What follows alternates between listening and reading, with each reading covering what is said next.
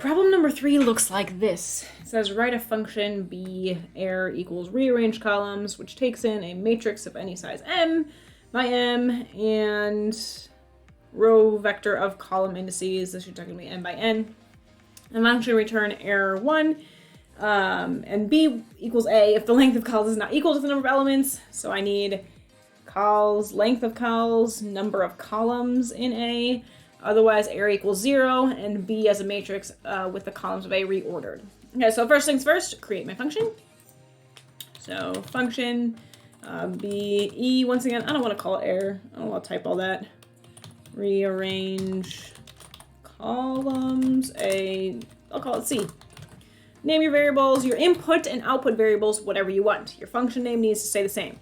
Make sure you save it the same name, and then start. Okay, so first, it says the error. So the function should return output error equals 1 if the length of cols is not equal to the number of columns of A. So I'm going to do L is the length of cols, length of C.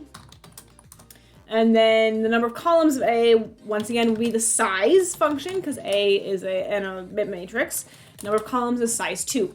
So if those two numbers aren't the same, if L is equal to, or not equal to C, then my error is 1. Else, error is 0. Okay, so I can start with just my error values.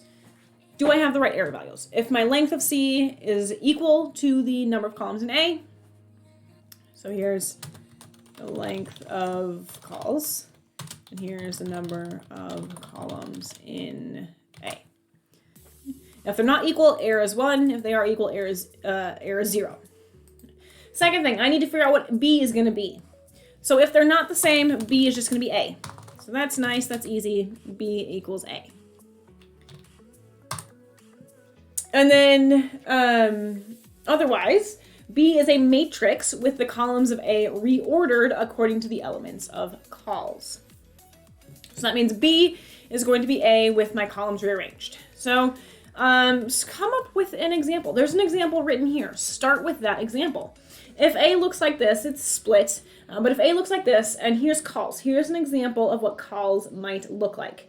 So that means B is going to be A with the second column. So here's my second one. Here's my first one, and then 3 and 4. And so I need to go ahead and rearrange those. There's a couple ways you can do it. You could do it with a for loop. For I equals 1 in the number of columns.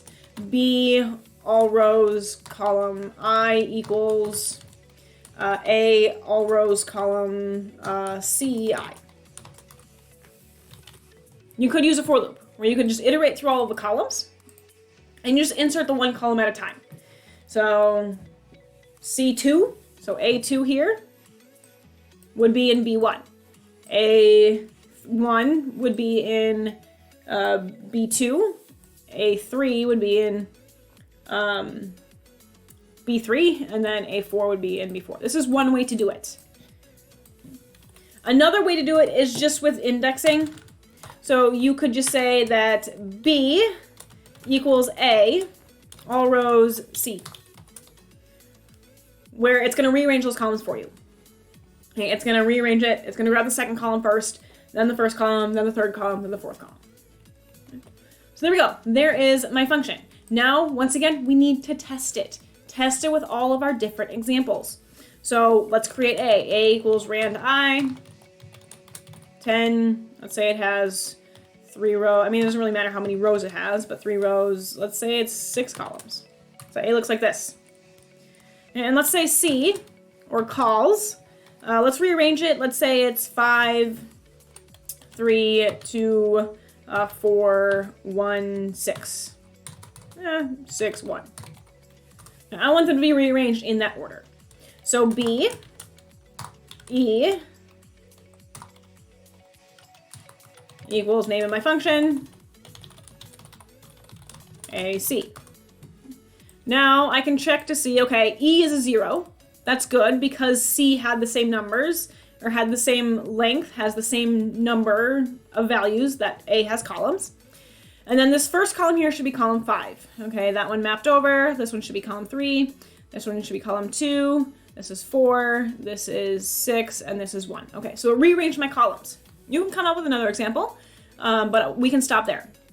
And that is this check. I need to also see if this one works. I need to figure out if it works when L is not equal to C. So I'm just going to do the same thing, but I'm just going to say that C is 3, one number. Okay. Note B should be the same as A. If you remember, A looks like this. Those two arrays look the same, and error is 1. So I've tested it where my A rearranges my columns according to the order in C, where C contains the same number of elements as the number of columns in A. And I've also tested it when C doesn't. And I can test it a couple more times, but I'm going to go ahead and stop there. So here's one way to do this. There's more than one way. If this way makes sense for you, do it that way. If this way makes sense for you, do it that way.